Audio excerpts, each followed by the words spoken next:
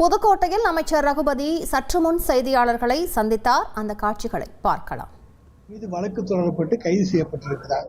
இதை விட விரைந்து ஒரு அரசு செயல்பட முடியாது. எனவே எங்கள் ஆட்சியிலே அந்த மாணவிகளுக்கு தைரியம் இருந்த காரணத்தாலே தான் அவர்கள் புகார் கொடுக்க முன் வந்தார்கள்.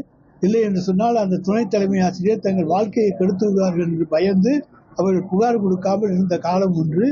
ஆனால் இன்றைக்கு அவர்கள் தைரியமாக வந்திருக்கிறார்கள் என்று சொன்னால் தளபதியினுடைய அரசு தங்களுக்கு தைரியத்தை தந்திருக்கிறது, பாதுகாப்பை தந்திருக்கிறது என்கின்ற அந்த உணர்வு பூர்வமாக அவர்கள் புகார்களை தந்திருக்கிறார்கள். இதே நேரத்தில் உத்தரப்பிரதேச அரசோ குஜராத் அரசோ மராட்டிய அரசோ இந்த தைரியத்தை தந்தால் அங்கே இந்த மாதிரியான குற்றச்சாட்டுகளுக்கு பதிவதற்கு காவல் நிலையங்களிலே நேரமே இருக்காது.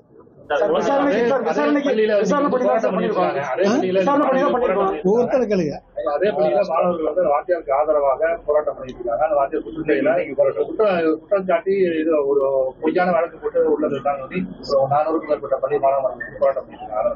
அதான் அந்த மாணவிகள் எங்களை அவர் பாலியல் துன்புறுத்தல் செய்தார் என்று சொன்னது அதற்கான ஆரம்ப கட்ட விசாரணை பூர்வத்தை தெரிய வந்த காரணத்தால் தான் அவர் சஸ்பெண்ட் செய்யப்பட்டிருக்கிறார்.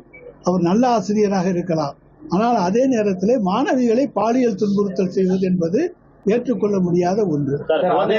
இப்போ வந்து பள்ளிகளில் 2 குரூப் 3 குரூப்பா இருக்காங்க, தூண்டி விடுறது இதுவெல்லாம் நடக்கும். ஆனால் மாணவர்களிடத்தில் உண்மையை விளக்கி சொல்லுகிற போது அவர்கள் புரிந்து கொள்வார்கள்.